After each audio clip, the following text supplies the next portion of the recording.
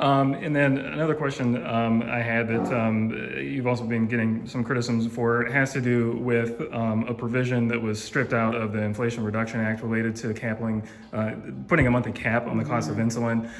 Can you explain your vote for that, and where do you stand on the issue of trying to cap insulin costs for Iowans that are struggling with those increases? I think it's really important to note that the original provision was stripped out of the bill by the parliamentarian because it was not a budget act piece of policy that could have actually gone into the bill.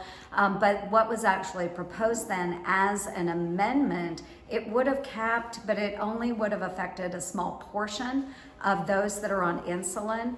And so it was an entire solution. So I actually supported a separate amendment that did allow for the negotiation of prices, but also help those that were uninsured. And that's where most of the problem is. The provision that was that I rejected is one that did not help people that were uninsured. Those are the folks that have the most difficulty in affording insulin prices. I supported the provision that helped those that were uninsured. In that provision, you're talking about the amendment from Senator Kennedy?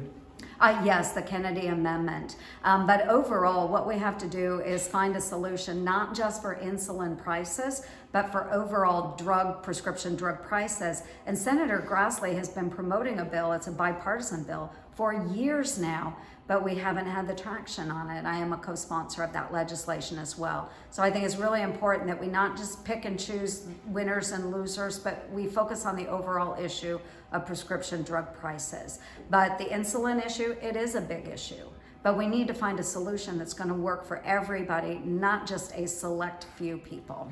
So do you anticipate then that there would be separate legislation then that would come up in the Senate just focused on not just focused on insulin, but all prescription drug prices, because there will be other folks outside of juvenile diabetics or type 2 adult diabetics that need prescription drug medication that will argue about the costs there as well. We need solutions for them too, and that's what Senator Grassley has proposed.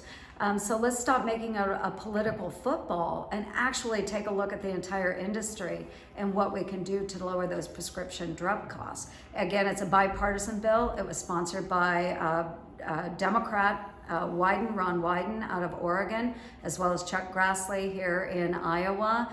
And it has a lot of bipartisan support. They just need to bring it up on the floor of the Senate. Okay.